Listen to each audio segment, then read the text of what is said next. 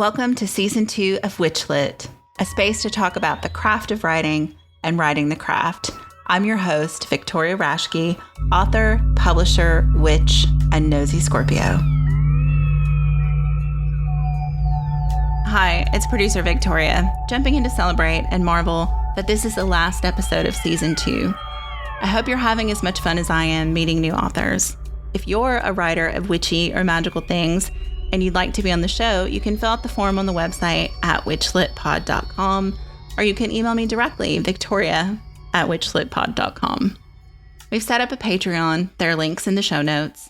If you'd like to get episodes early, discounts at Thousand Bolt Press, a free book, and the opportunity to submit your own question for our tiny game of chance.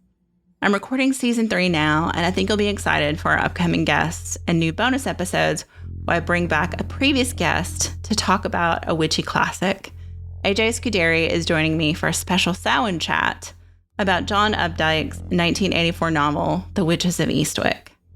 I wanted to give you a bit of a heads up so you can read the book and enjoy the episode spoiler-free if you'd like. We'll see you back here for the first interview of Season 3 with Storm Faerywolf on October 12th.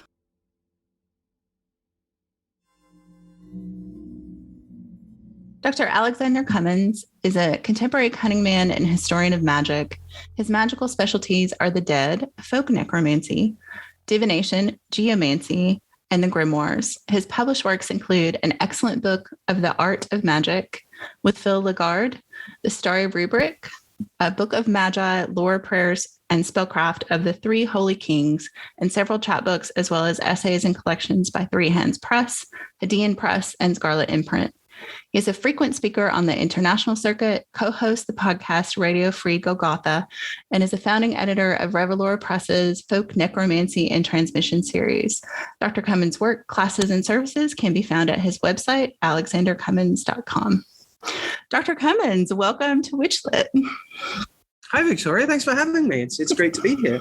I am so excited to have you on the show. I always joke that I try not to fangirl too much when I get folks on that I'm really excited to have, but I will just warn you now, there may be fangirling that happens. Well, that's fun. Hopefully we can find something we can fangirl out about together as well. Excellent. Excellent. Facing the same direction, all that kind of thing. So our first question for everyone is, in the sea of all the ways to communicate now, why write? I was really enjoying that you gave me a little hint of like the kinds of questions we go for. So I was going through those kinds of things. I reflected the other day when we were talking about, I was talking to a friend of mine about something and remembered that I had written a chapter in an anthology about it, or I'd mentioned it in this chapter I'd written.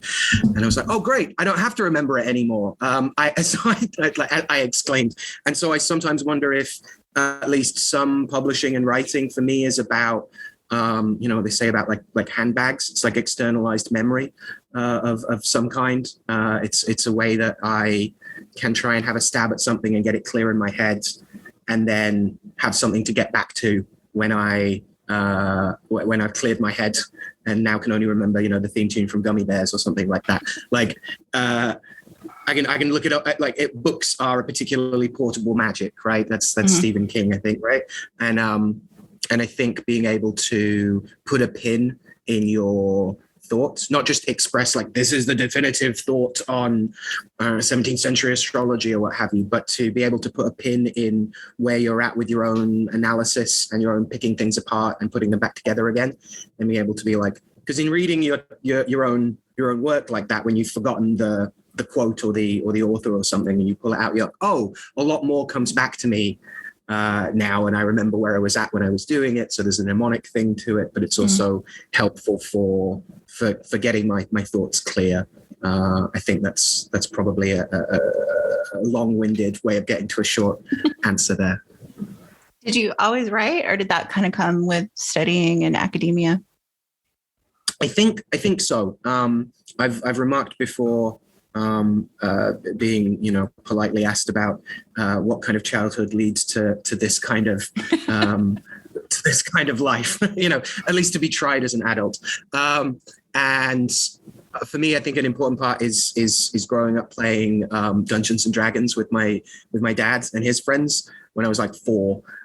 which earns me huge credit with the formal stuffy ceremonial magicians. They're very impressed by that. Not. But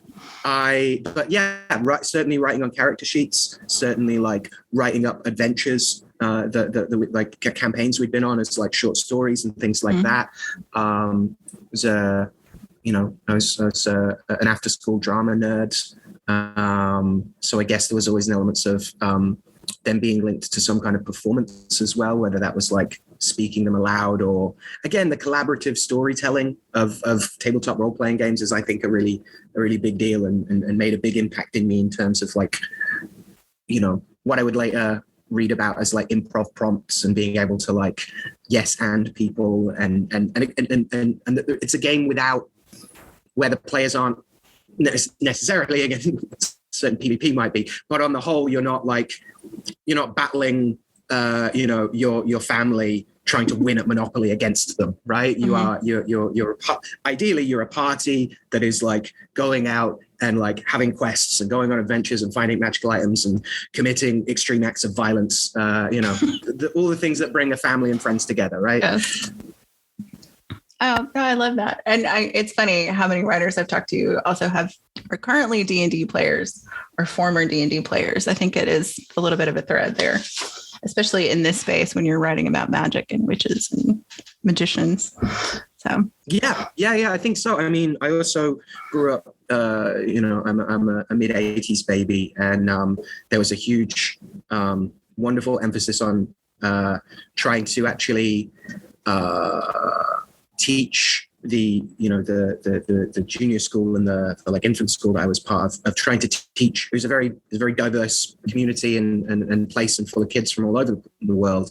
And so a real 80s effort was made, especially after a bunch of riots and things, to teach like West African mythology, as well as Greek mythology, as well as the classic like Hellenized Western stuff. Like, so growing up with mythology from around the world was also like a huge inspiration, as well as, trawling through monster manuals and things like that, and learning maths from the THACO system and things. So yeah, I think looking at how stories affect people and how they shape culture as well as kind of cohere it was really significant. The first time I stepped on stage was in a little school play to play Anansi, the West African spider deity trickster, that my mum made an awesome costume, which is just like a black leotard with extra tights with newspaper stuffed in them, and then put on see-through elastic on my wrists. So I had like these extra limbs. Nice. Yeah, so I feel very lucky about like having had a great kickstart in terms of, learning collaborative play and improv skills, if you like, and also, being doused in this, warm bath of world mythology. Mm-hmm. So does this prove correlation, if not causation, that D&D actually makes you a wizard? Oh, living chick trap comes to life, right? Yeah, absolutely. Yeah, definitely. I think so. I think the proportion of, I've been thinking about this because I'm gearing up to do some kind of, to take a talk on the road at some point to various gaming stores about magic for gamers, basically. And I've been thinking about this in terms of, I think most occultists have probably thrown some polyhedral dice now and then. I think they're a corruptible market. I'm not sure it's the other way around. I think less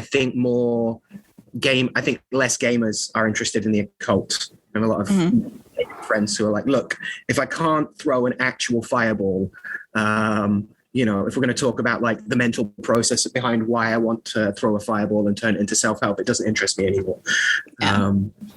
Which is fair. I think it's important that, that we know the difference between myth and fact and can see the value in both without confusing one for the other. I think that's really important. Yeah, I've talked about that with fiction writers that, magic in fiction especially is that special effects gaming magic. It's not, there are very few authors who write like books about magic that are what we would call actual magic. Yeah. It's not as It's also exciting in fiction. It's also a favorite game I've found of like occultists and witches to be like, when a new series comes out with some magic in it, the people are like, oh, that was an actual Enochian word. I think someone's done their research. That's like Sabrina and the list of dead witches from Wikipedia just being listed off in order in the litany. Yeah, that's interesting to me. Which authors do you think do a really good job of writing about magic in fiction in a way that like rings true for you? I don't know. I noticed in I think is it in the Four Kings book that you cite Deborah Harkness's John Dee book?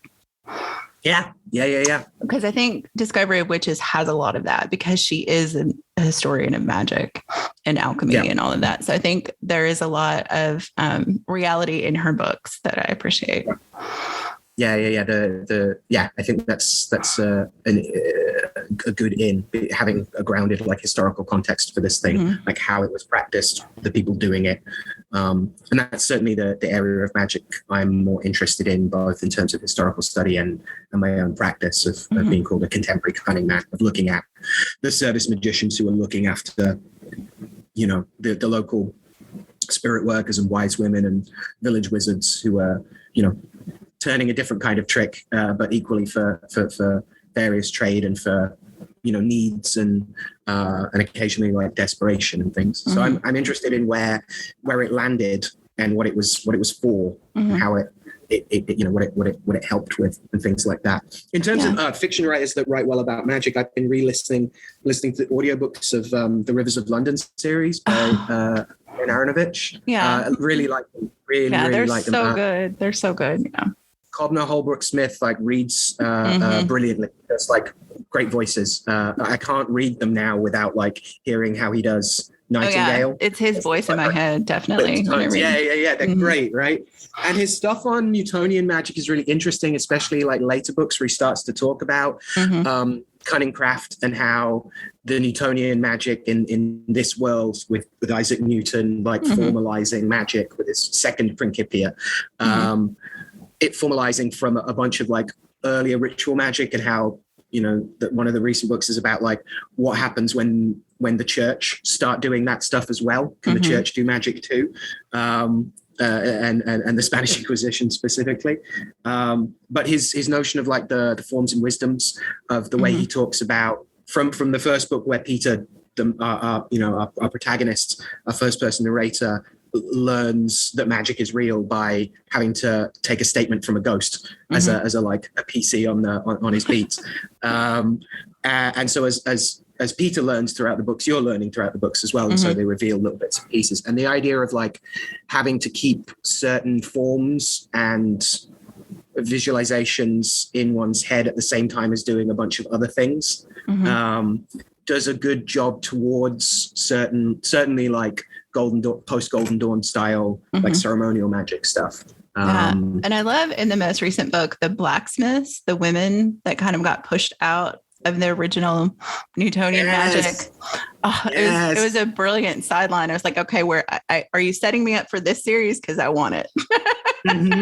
Right, the quote Sons of Wayland. Yeah. That was awesome. And was it the other one, the Society of the Rose? But they're like, how do you know about that? Yeah. No, he's expanded the world brilliantly. The oh my gosh, I was so impressed with what Abigail did last summer as well.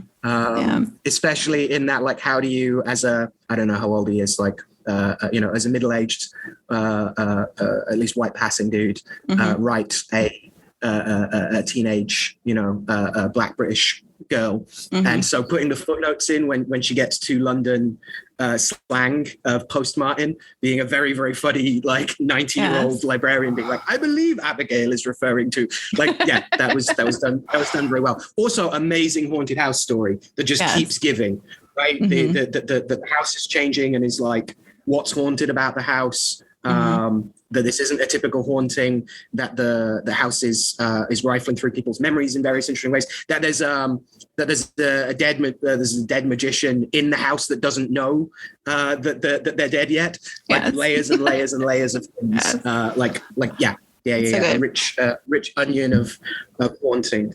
I want to talk about a fangirl moment is if I can get him on the show. That'll be a fangirl moment. That would be amazing. That would be amazing. I bet he would.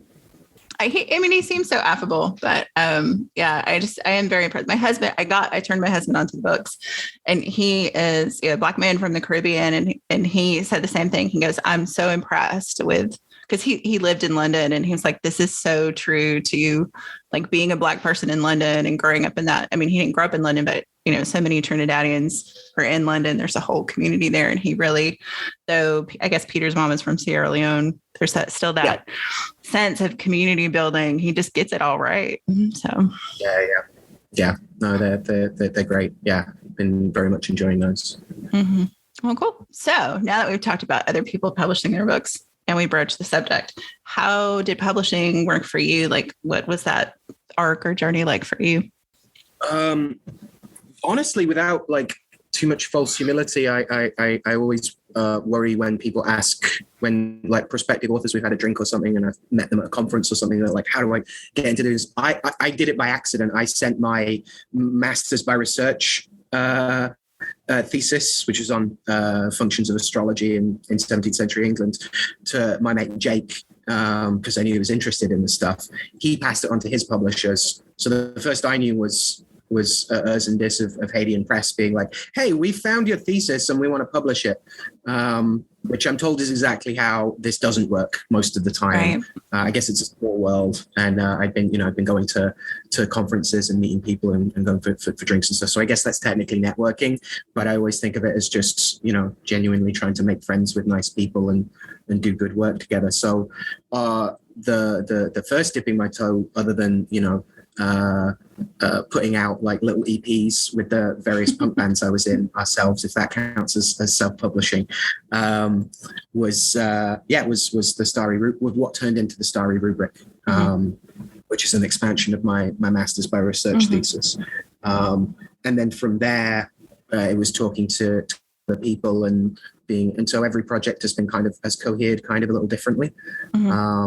Worked on the excellent book with Phil for a good sort of 5 years on and off, of just kind of batting bits back and forth, him finding more manuscripts that showed that, the Azazel, Keeper of the Bones working, particular kind of, seems a genre of like necromantic rite that we get in a little bit 15th, but definitely 16th and 17th century, Europe and England especially, seems a lot more predominant than we thought. Kept finding more evidence, so we kept folding back into it, and I kept expanding the historiography and that.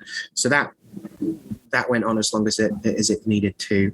And so I've been very lucky to have met really cool, understanding, knowledgeable, and experienced publishers who are also invested in not just the historical study of magic, but also its promulgation and kind of practice and development. And so, yeah, I've been very lucky to meet excellent scholar practitioners and publishers. So that's the short answer. You'd be surprised how many people I've talked to that kind of fell into publishing. Like it does seem to happen. I don't think it's the usual, but I do think it happens a lot. Yeah. Well, I get, now I help edit a folk necromancy imprint for Revelor Press with my good friend Jesse and Jen. And so I also get the like scoping for talent, like keeping an ear to the ground about like, that was a really cool talk. I wonder if they're thinking about publishing it. I wonder, like, we'd love to publish that. So I also get the other side now of like, looking for work to do with people. And that's also exciting. So it's nice seeing it being on the other side of it and being able to pass that on and to reach out to people who are like, is anyone interested in this? Like, yes, yeah, we are. And we think a bunch of other people will be actually. Yeah. So we talked about this a little bit before we started recording. I came to your work through the podcast and then through your classes. And so I came to your actual writing kind of late, I guess, backwards from how, thinking of you as an author. But one of the things I noticed in reading like the Starry Rubric is, though it is an academic text, it's not impenetrable. Like, I think a lot of academic writing, I don't know that it's intentionally impenetrable, but it often is impenetrable. And you have such a fluid style in that book, which is now 10 years old? Something like that. Gosh. Wow. Yeah. And then the newest thing that I'd read was the pamphlet you did on the Four Kings mirror. Oh, the Arts of Britain. Yeah. The Mirror of Four Kings. Yeah. And you're writing has, I think, evolved. I kind of want to ask you this question in a roundabout way. I guess first proving that I read your stuff.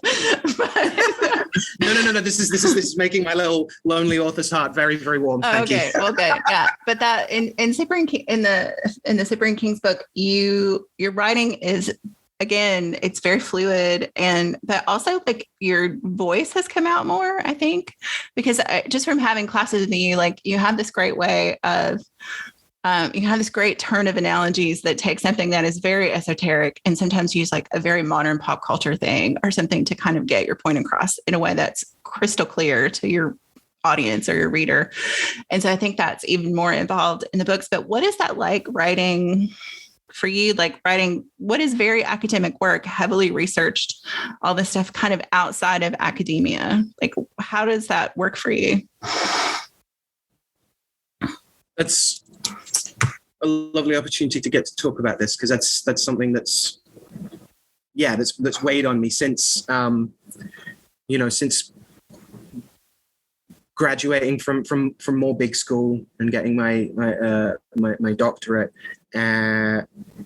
trying to both understand the gifts and the training and the sharpened approach and the familiarity with resources and libraries and access and things like that, all of the benefits that that further education have provided me, and that my supervisors and colleagues and tutors furnished me with. I'm very grateful to them. Mm-hmm. But gradually learning that I don't just want to write academic texts, even well-written academic texts. I want to get at the practice of things. And so I feel like each of my books from Starry Rubik, which again was adapted and expanded, but was mostly literally a master's thesis, to then a master's by research. Like the most time I spent with anyone else doing a master's was graduation day.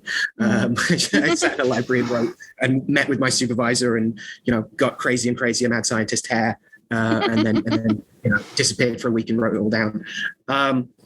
So moving away from a purely academic tone and approach. And so thank you for raising the Art of Cyprian's Mirror of Four Kings, because that was a very deliberate endeavor. And the reason it's a pamphlet and a chapbook is that I wanted to put out, here is this operation. So this is historical material. Here is me, as best I can, talking through how I attempted to work the magic of this thing without trying to impose how I did it on how you might do it. This to me is a bigger pedagogical tension, but I think we see it played out explicitly in how personal and intimate magic and the conjuration of spirits especially can get. How do I show you how you can do your magic without it being a cargo cult version of watching me do mine? When is stirring the bowl in that particular way just the best way to stir a bowl? Like, what can I pick up from you when you do your magic? And I can be like, that's a cool thing. And I'm not overreaching or doing something I don't understand or pretending to be someone else or pretending to have access to things I don't. That's just the best way to stir a pot or the best way to mop a floor or whatever it is, or to chalk a circle or whatever it is, versus when is it about the choices you need to make and the boundaries you need to assert or reinforce, or the unknown that you want to step into, So the wider pedagogy of how to talk about what you're doing in order to show other people that they can do it too, without putting a huge trademark me thing on it, or attempting to own it or something terrible like that. So the pamphlet was absolutely an experiment in, and it's why there are appendices of oh, hey, I also use this, the silken cloths from the Key of Solomon. So here's that in an appendix. Oh, there are a bunch of extra psalms that it recommends you say, here are those psalms in case you don't have it to hand. And so it was nice to be able to put together something very short. It's a pamphlet, right? That was on something concise and that also showed as well as told what I was up to, but hopefully not in a way that looked like, territorial whittlings on something. Again, how do you inspire people and get them excited about their own practice rather than just, doing the lodge magic equivalent of like, oh, we've got a secret, or we've got secret masters, and if you know, for a low payment of your soul, or you know, $9.99 for the rest of your initiations, you too can have access to this secret. Like, how do you show people that they can get at it themselves without just encouraging them to fly off the deep end and do whatever they want and make things up and do either ineffectual magic that they've convinced themselves is somehow good or effective or worthwhile, or something, you know, outright dangerous occasionally. Mm-hmm. So what was that? I mean, like when you were still, I assume that you were practicing when you were in school, when you were still studying at university. Mm-hmm. So what was that like being a practitioner of what you're studying? Because usually there's this like separation of the academic and the practical. How did that play in academia, that you also were a practitioner, not just a researcher? Mostly during, people weren't too fussed because, you know, it's not relevant to bring up to, you know, if you're talking about like, we've all read this, you know, 17th century account of something, it's not really relevant to bring up like, oh, I tried this on the weekend. Like that doesn't, no one's that bothered about it. And this is a wider thing that I felt amongst the many skills and opportunities and privileges and things. This is something that I did feel I had to, I'm still feeling like I had to unlearn from historian training, which is that like, you know, historians are a bit like documentary filmmakers being like, oh, I don't get involved in the story. Mm-hmm. I just tell the truth. Whereas you're the one that decides which truth to tell and what camera to point at. So like you're a massive part of that. You don't stand outside of history, my friend. And so, you know, getting out of this mindset of like, no one cares what you think. No one cares what you do. Like we care what dead people did. And I was a necromancer. That's also super useful for me. And so seeing how one set of skills is transferable has been wonderful. On the whole, I found it fine. There was certainly while I was doing it, there was a huge, there was like an extended version of, is it Pratchett that says like, oh, if you just tell people you're doing a school project, they'll let you do anything as a kid. It was like an extension of that to say like, oh, I was at like university studying the history of magic. People were like, even if they thought that was ridiculous, they were amused by it, right? Yeah. You're non-threatening, right? Oh, you're just studying a thing. Mm-hmm. That's cool. And they could impose their own conceptual distance of like, oh, I'm sure he doesn't actually believe in this stuff. Having graduated and starting going to things, that was where, you know, being like, I've done research on this, and I'm also interested in, I'm also interested in seeing how this plays out in our actual lives and helps us or doesn't. And again, I think there are useful comparisons to, you know, you can go to church history stuff without spouting sermons at people. You know, your religious life is your own and might not be shameful, but you might want to keep, you know, private. That's not relevant to the discussion of this, you know, historical material, right. What have you. So I think it's been, I'm very, and again, very grateful for the friends and colleagues I've made along the way, both practitioners and non-practitioners. And I've generally felt very supported and encouraged by the people I've ended up, you know, hanging around with. But that's also because I've encountered a bunch of people who weren't terribly supportive, that I didn't want to work with anymore. You know, it's right. Yeah. So do you think there is a difference between how like the study of magic or practicing magic is received in British academia versus American academia? Yeah, I actually think I think American academics of magic in general are a lot more valent to, you know, things that get called quote new religious movements and things like that. In certainly my experience of the last couple of conferences I was at. You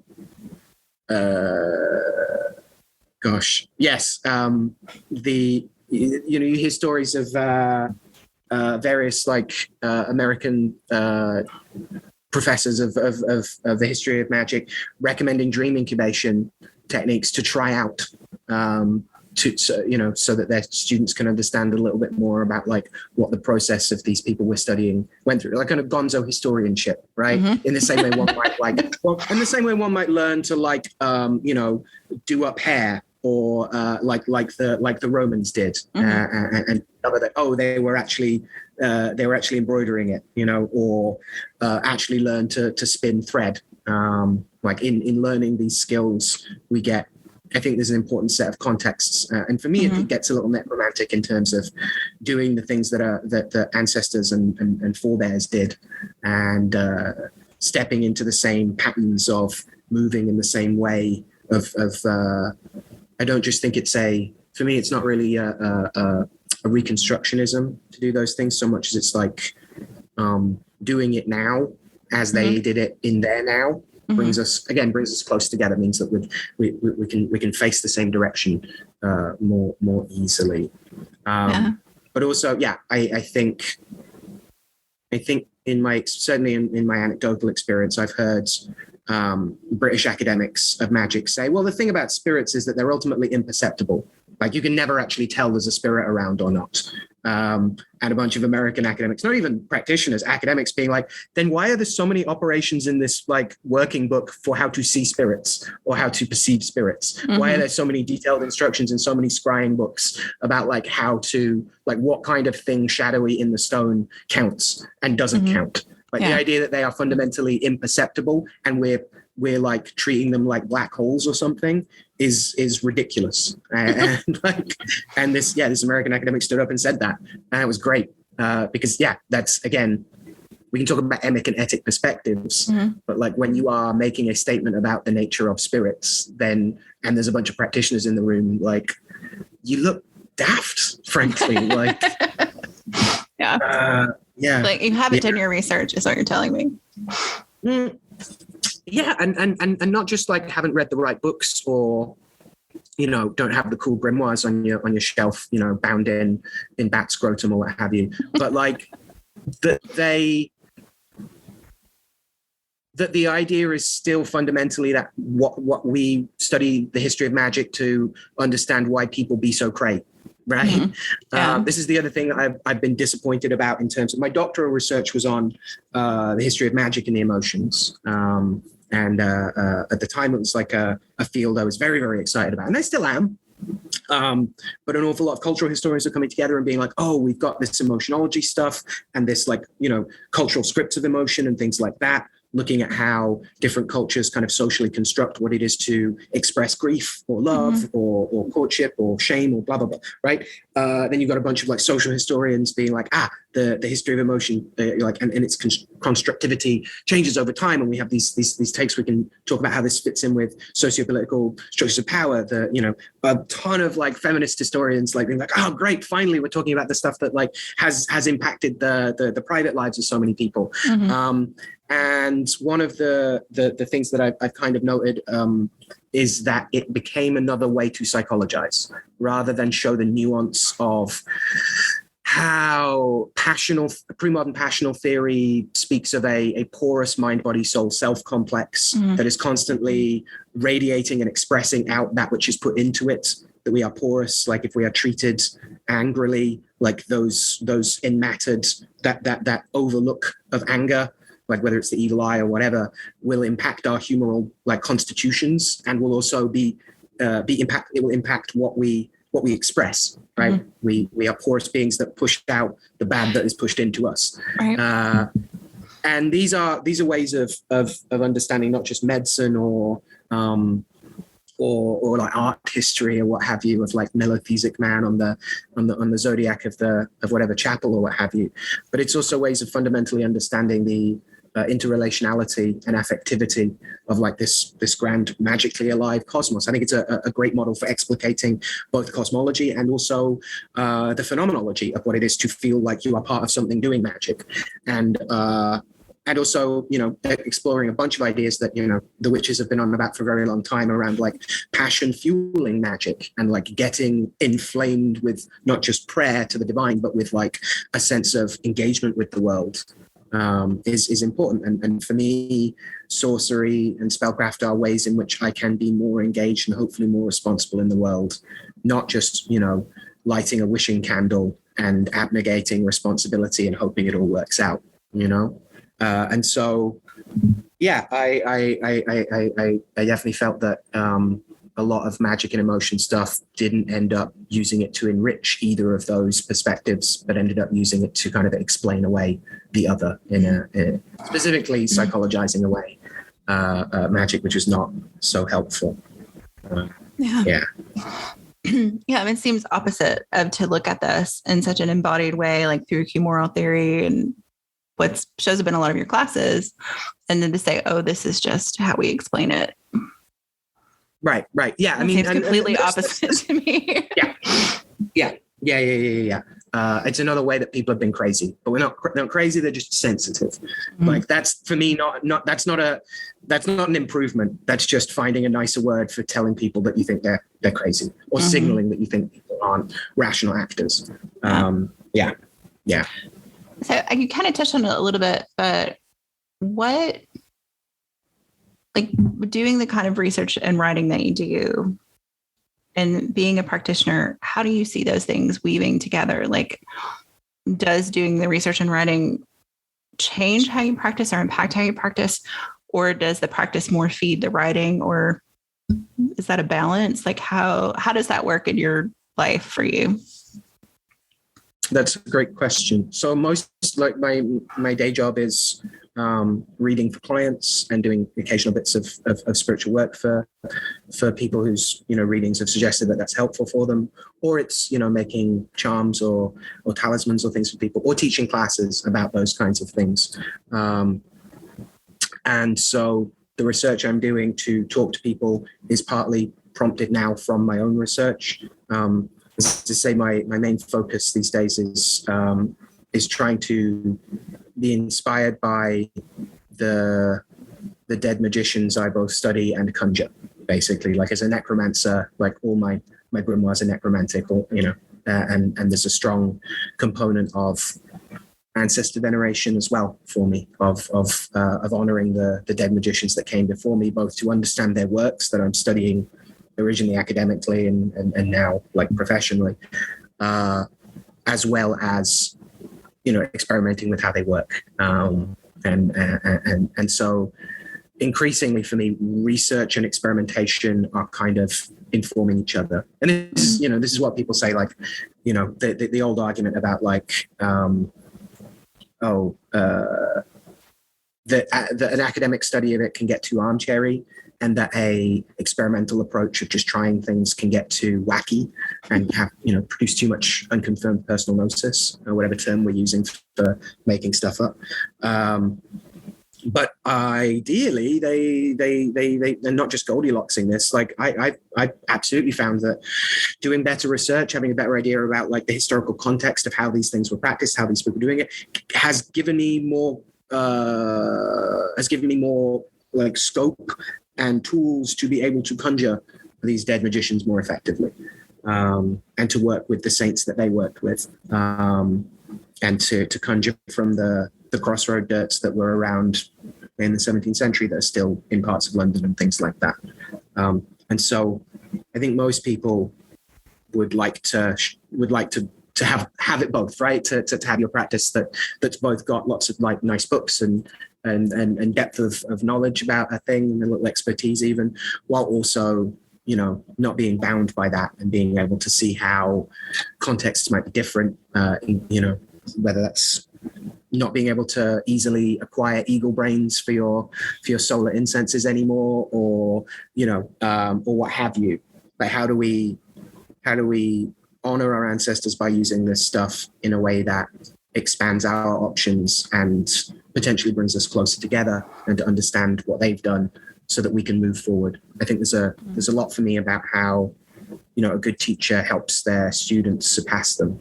I think with ancestral stuff, and with working with dead magicians, and with practicing a kind of contemporary cunning craft from inspiration, research, practice, and experiment, and refining through divining and developing and debriefing my own kind of practice. And that's where, in part, a devotion to the three magi comes in for me, that they become this kind of umbrella figure for a variety of dead wizards and witches and wise women to kind of gather together. They're kind of United Colors of Benetton ad of supposedly being three kings from like the three kingdoms of the earth. So, hagiography has them as like being one from the Orient, one from India, one the Indies, and one from either Africa or Europe, and that they come together, and so that they're literally meant to represent like the old order of magic and all the magicians that came before us, this condensed wisdom thing. And so in writing the book about that and tracing their cultus from the from the earliest Christian catacombs all the way up to Tres Rios, as Puerto Rican pride in New York, in contemporary practice, getting to chase those camels and get some like good camel dirt, foot track dirt occasionally, that kind of thing. So yeah, I fear that was a little rambly, but that's really like I have a lot of thoughts because it's so history is necromancy and necromancy is history, and learning your magic from the dead magicians that you also study academically. Like there's a whole, I'm not quite sure how to pick at that bundle in a way that like doesn't sound like a big mess of things. No, I mean, rambly is good. I mean, that's what podcasts are for, right? But I mean, I think, I guess what I kind of distill out of that is that, yes, the research part is important and we should honor that, but also it's not, because you are a practitioner, that is not a static, dead thing. You are bringing it into your contemporary time and building on that knowledge. And that's, I think the difference between being just I'm a historian here, I'm not involved. Right. Right. What can we actually do to make this operational? And that's where, you do find I'm not much of a fan of approaches to grimoire magic that get very purist and that say like, this is the only way you can do this because the grimoire says so, because most grimoires say all sorts of things. That's a really bad reason why not. And they can contradict each other. Absolutely contradict each other. The notion of purism itself, like seeing how early modern practitioners used working books, books of calls, prayer books, liturgical hours business, as well as like arch conjurations, exorcisms, etc. They aren't just cherry picking whatever they want to do. It's not a anything goes approach, but it does show a modularity of like, hey, if you don't have a call to the 4 quarters, like grab your other book that has that. Right. That we build on what works. And so this idea of being like, I have formalized the system, which is now closed and has all of its pieces mapped out perfectly. And I do exactly the same thing every time, belies the dynamism at the core of most like conjuration of spirits I've been part of, let alone ones that seem attested in the historical record. And so for me, purism is it feels like a very recent and kind of reactionary turn towards authenticity. I'm a proper magician because I do what the book tells me, not like these other schlubs. I feel there's an element of like a bid for authenticity, which itself doesn't feel very traditional or authentic. Like, you should judge it by if it works, I think, not by if you hunted a proper, unicorn horn for your ingredients or what have you. I think there's a lot of things that distract us from how is this making our lives better? How is this or enriching our lives? Or how is this helping us help our communities, Yeah, I do think it's interesting you say that, because one of the things that's been on my mind, partly because, I chose the title of the podcast, it's WitchLit. I've never heard you self-identify as a witch. Like that doesn't seem consistent with what I've seen in your classes and stuff, that you don't necessarily identify that way. Only from what I've seen, like you totally could outside of that. But I do think that some of that purity that you were talking about, there is this kind of like fractioning in like kind of the cultures of magic users between what they call themselves and what they are, or, what tradition they follow, or, is it a neo-religion? Is it a continuation? Is it a picking back up of something? Like in your research and kind of like in your practice and being someone who's a very public practitioner with classes and conferences and all that, do you see that? Or like what, I guess, do you have a comment on this thing I just like vomited at you? Yeah. I think it's very easy, and like, the internet is built and popularized around a bunch of things that are designed to help us categorize ourselves and to help us compare our insides to other people's outsides. So I think there's a lot to be said for the deal we make with the devil of, various social medias that I'm also part of. I don't mean to be like these damn kids. I mean, we're all in it. I mean, we're doing a podcast right now. Yeah. We make those, right. We make those deals with those devils. And, I get to stay in touch with family that are on the Facebooks, being further away and things. But I also have to, endure a bunch of things as well, and notice when I am letting myself be manipulated a little bit in my stray doom scrolling or what have you, right? Yeah. So I think on the one hand, the internet makes it a lot easier to feel like things are increasingly fractured and that people are, I think there's a certain, there are great strengths to working out who you are and what you are, to be able to go to the crossroads and be at least sure about how unsure you are about things. I think that's important and real. I think I've observed in American discourse, people enjoy flagging very heavily the position that they are about to argue from. Mm-hmm. Like I have a lot of friends that did philosophy degrees, and they love doing the like, okay, so to put on the anarcho-syndicalist hat, I'm about to argue from this position. And as an anarcho-syndicalist, blah, blah, blah, blah, blah, right? I have a lot of time for anarcho-syndicalism. I'm not trying to bag on that, but it feels like it's part of the discourse is to reify the dialectic of it like that, to deliberately be like, well, I am this thing, and so I'm going to argue from this position. I think witches, and the identification with it is a whole bunch of things that are also very culturally contingent. Are you talking about like Buha, where you like aren't necessary, like where we're verging into ideas around which isn't human, is something else, and what does that mean, and how does it mean for you to stand outside of those things, and what power and what tensions are being strummed on that thing, and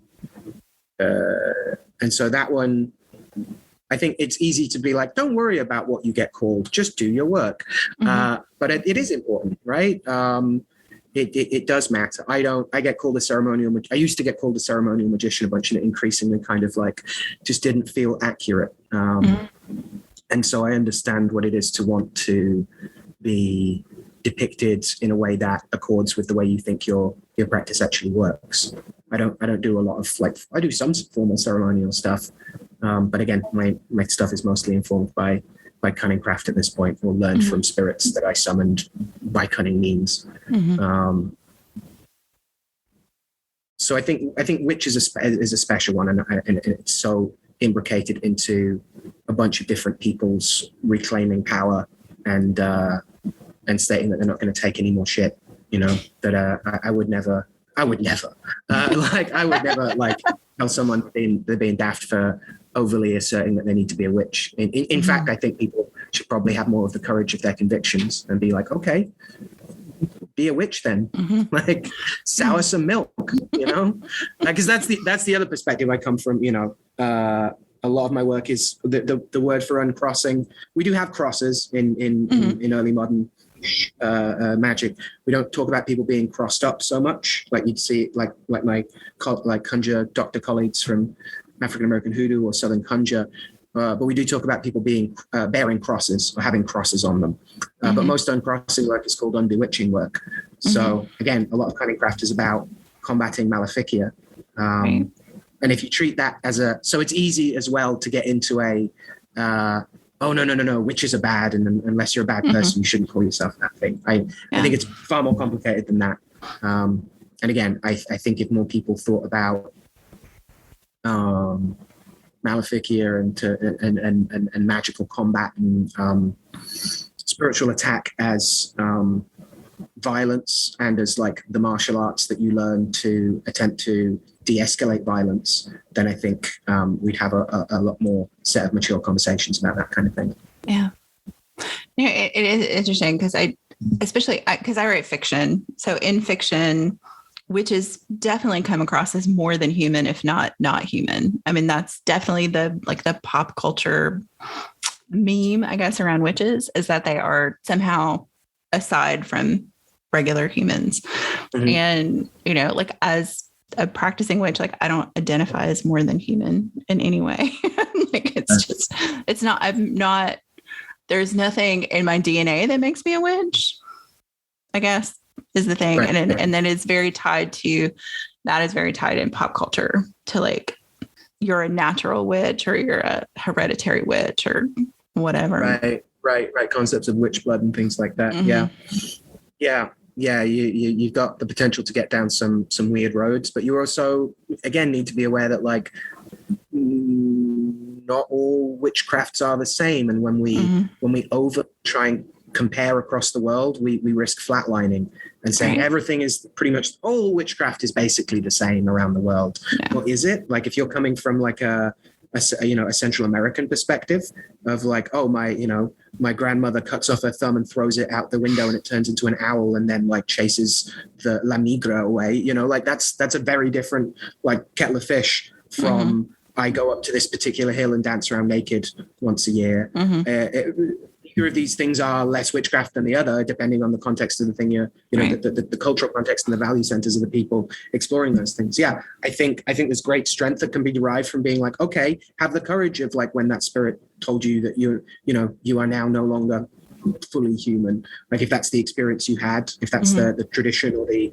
way of working that you've engaged with, then great. Then what does it mean to stand outside of that? What can you do with that that leaves the world in a better place than where you left it, for whatever that endeavor is, whether that's helping the forests, reclaim the old ironworks or murdering, awful men who've done horrible things to women or whatever it is. Like any of these things have an option to like be the terrifying witch you wish to see in the world, It's going to depend on where you're coming from that and what you're, like they're not all going to be the same kind of practice. And so just as something, it can be empowering to feel like you are, we're into kind of totemism stuff to a certain extent. I've been doing a bunch of Raven research. And so this idea of like, more than human or other than human ancestry doesn't have to mean like, I am a god, but it can end up like producing that kind of like egomania and things like that.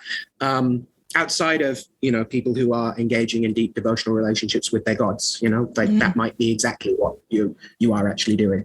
There's a difference between doing it and folding it into a stable life and crowing about it on social media and things. So again, what empowers people, what helps them feel like they are more in their own practice?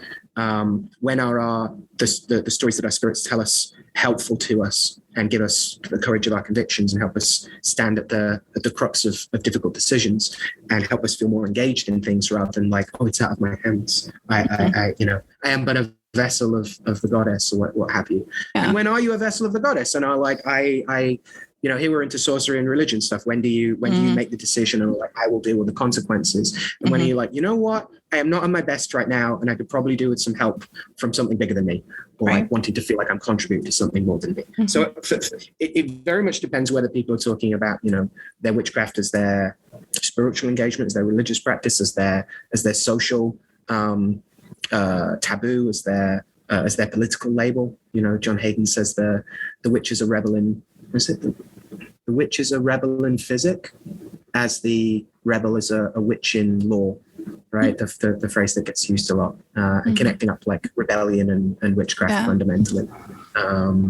They do socially seem to go hand in hand. I mean, I do think there is like a wave of witchiness that seems to happen when socially things are not great. Yeah. There's been a little bit of kickback amongst various like historians of esoterica or the esoteric of late, which is to say that like it might be as accurate to say that there are also a lot of, in times of hardship, there are lots of articles about how people are resorting to witchcraft more than they are. There's a lot more attention paid to it versus like, oh, if no one was doing this 10 years ago. Like correlation, not causation. Right. We've always been here. It's just that now you care. There's now that you're paying attention. Yeah. Right. Well, and it is, Oh, go ahead. I'm sorry. But absolutely, I think that should inform and show not just desperation makes strange bedfellows or no atheists in foxholes. I think it also shows that like what really matters is the meaning that we can make in life, and like that's what'll get you through. Yeah. Well, and I think for me, like I came to magical practice and witchcraft and all that in the early 90s, kind of pre-craft, like when I started college. And, there was the craft wave of witches from the 90s. And then there was this lull, and now there's this current, like, I think largely social media driven to some extent, like, and cultural, we have witches on movies and television and all that again. But like, for those of us who lived through both those things, we were also here in the middle, so we know that like things happened in between. But right. It's an interesting thing. And, somewhere someone is probably writing their dissertation on this very topic right now. So I imagine. So. Yep. So what's next for you for books and writing and all of that good stuff? What's coming up? You mentioned the Ravens. I'm really excited about the next book, which is again a continuation of this like move away from just writing scholastically, should we say, rather than academically, about moving from a straight up history of early modern astrology and magic with starry rubric to a study of a 16th century grimoire and its scrying record. It's kind of behind the scenes things with an excellent book of the art of magic, looking at actual cultus and practice of devotion to the three magi in that book. And as we talked about, the Art of Cyprian's Mirror of Four Kings being more about like, hey, here's what I actually did, a little bit at least. Here's what you might find helpful about this. The next book is literally a book of spells. I haven't really done one of those before. So it's called Nazarth. It's an angelical psalter of prayers for geomancy. And so I've constructed and received and kind of experimented with 19 new prayers, calls, charms, invocations using the angelical speech that was received by Dr. John Dee and some scribes, including Edward Kelly. And so it's using the ritual language of the angels rather than any of the formal things that get called Enochian systems, whether they're Heptarchia or Liga Logolith or Geberthra or any of those kinds of deals, and just using the language in order to, as a ritual language for working geomancy, which is the main divination system I use, European Renaissance geomancy, which comes out of Arabic al-Ramal. My accent's terrible. Comes out of the cutting or the marking of sand, or the science of sand. So a very particular computational form of sortilege that gets very astrologized. That's a word. In Europe from somewhere between the 10th and 11th century and the 16th, and then explodes in popularity in the 16th and 17th centuries, and then becomes a victim of its own success by the 18th century, that people are writing pulpier and pulpier, shorter and shorter breakdowns, dummies' guides to the dummies' guide to the dummies' guide, until a complicated and nuanced system of sortilege, utilizing an awful lot of astrological grammar and language, becomes reduced down to a set of like lookup tables, basically. And so by the 19th century, no one's practicing geomancy anymore, really. Very few people, at least, other than cunning folk, funnily enough, because it is kind of a dirt astrology, and we are dirt sorcerers very often, but varying shades. I say that proudly. So what I did was develop a set of calls for stirring the virtues and spirits that cohere around the 16 answer figures of geomancy. Geomancy, the form I'm talking about, looks a little bit like a travel I Ching.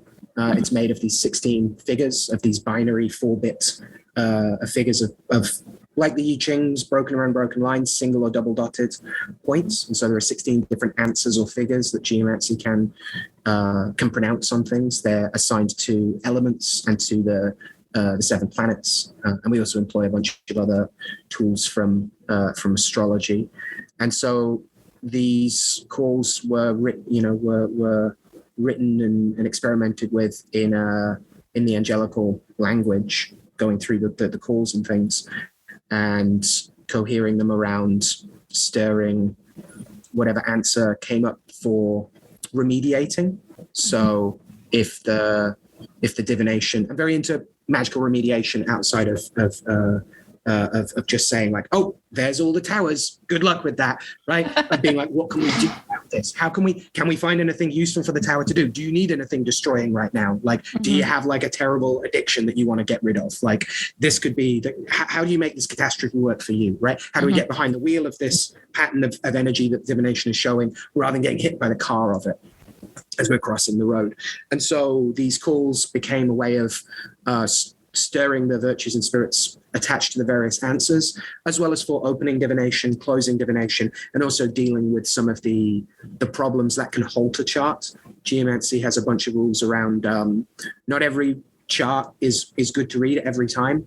And sometimes there are even early warning systems that say, right now, you're going to get bad data for various reasons, which could be anything from the star weather is messy and avoid it, to the client is lying to you.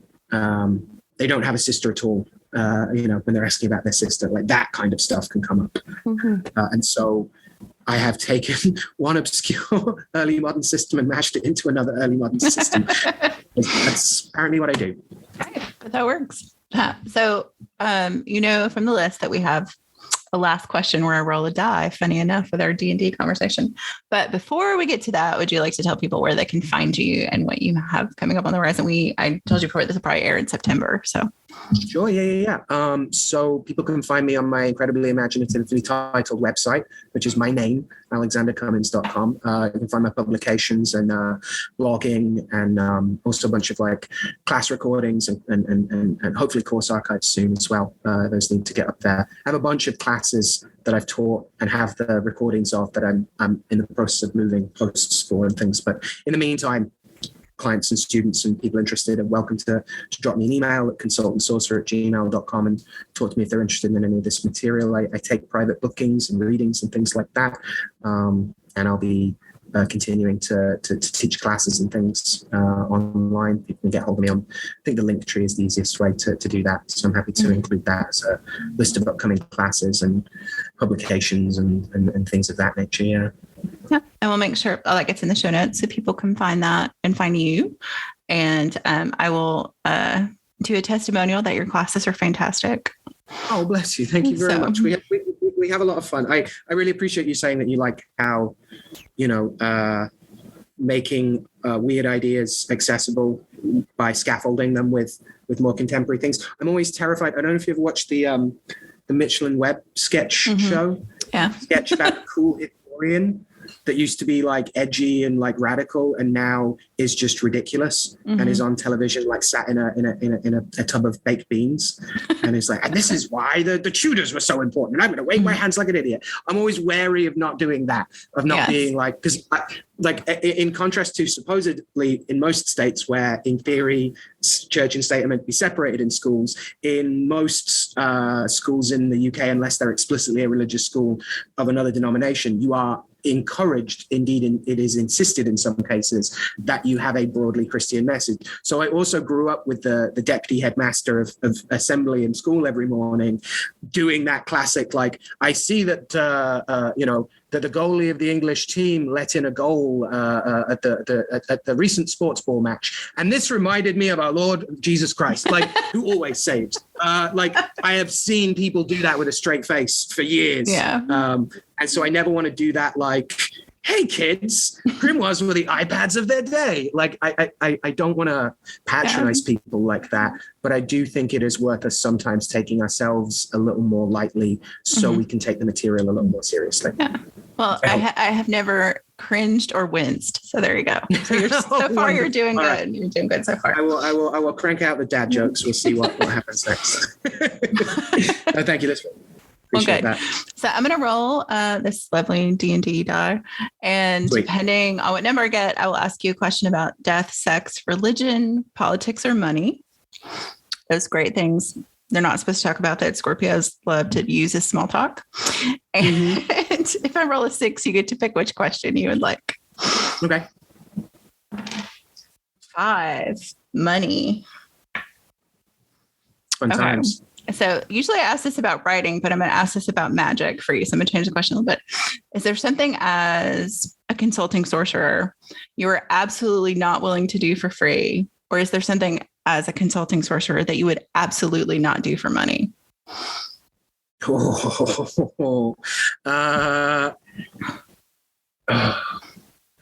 on the whole, most of my clients are people who are, I would say these days, most about half are people that are not in any huge problems, but are like, hey, I feel like I'm a little, not even stuck necessarily, like in a good place to work out what to do next in my spiritual practice. Like those are great readings because you can read on like, hey, what would be helpful for you to concentrate on? Let's help you make decisions about like, I don't know, planning how to get through all your unread books, like which are going to be most useful to you, which places you might want to go to, which planets and like virtues and spirits are going to be useful for you over the next month, like what can help you do your magic, what's going to like distract you, like those kinds of things.